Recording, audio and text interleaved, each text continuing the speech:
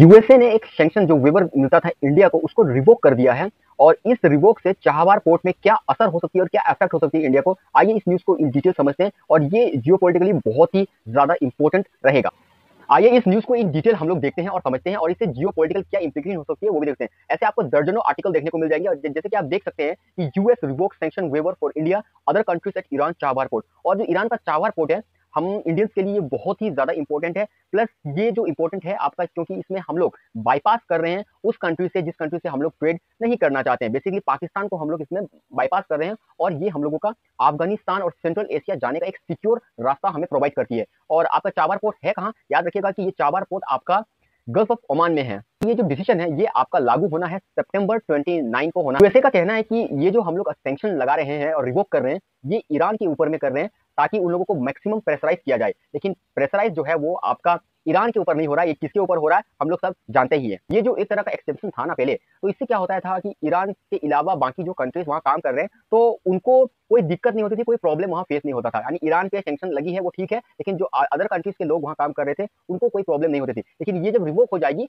तो other countries जो भी वहां काम कर रहे हैं उनको कुछ ना कुछ प्रॉब्लम सामना करना पड़ेगा। की वजह से इंडिया को क्या क्या फेस करना पड़ेगा ये चीज थोड़ा सा मैं आपको समझा देता हूँ। देखिए चाबहार पोर्ट जो हम लोग जो डेवलप कर रहे हैं इंडिया, उसमें बहुत सारा पैसा लगा है।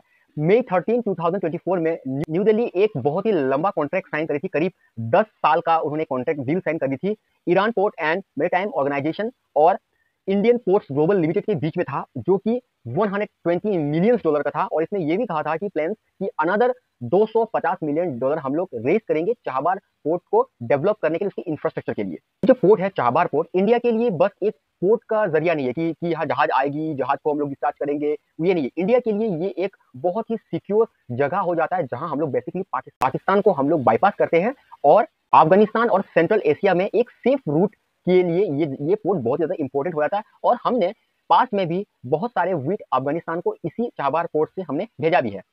इंडिया ने इससे पहले 2018 में भी ट्रम्प एडमिनिस्ट्रेशन के द्वारा जो सैंक्शन लगी थी ईरान को, उसमें इस पोर्ट को उन्होंने अलग करके रखा था। मतलब जो डिप्लोमेटिक चैनल थे हम लोगों का, उस चैनल के माध्यम से इस पोर्ट को हमने आपका बचा के रखा था। लेकिन 2018 में यूएस ने एक तरफ से एग्जम्पशन दे दिया था कि हम लोग वहां काम कर सकते हैं और पोर्ट को डेवलप कर सकते हैं। स्ट्रेटेजिकली बात करते हैं, ये चाबहार जो पोर्ट्स है इंडिया की, ये पोर्ट चाइना का जो इन्फ्लुएंस है अरेबियन सी में, इसको कुछ हद तक कम करने के लिए ये बहुत ज्यादा इंपॉर्टेंट है। अब हम लोग आने वाले न्यूज में देखते हैं कि इससे क्या क्या डेवलपमेंट होगी और जो भी डेवलपमेंट होगी हमारे चैनल में आपको मिल जाएगा। हमारे चैनल को लाइक एंड सब्सक्राइब आप लोग कर दीजिएगा। मैं मानता हूं कि मैं उतना परफेक्ट तरीके से वीडियो नहीं बना पाता हूं, लेकिन आने वाले समय में सीखते सीखते सीखते ट्रायल एंड एरर से एक अच्छे फॉर्मेट से मैं वीडियो बनाना शुरू कर दूंगा।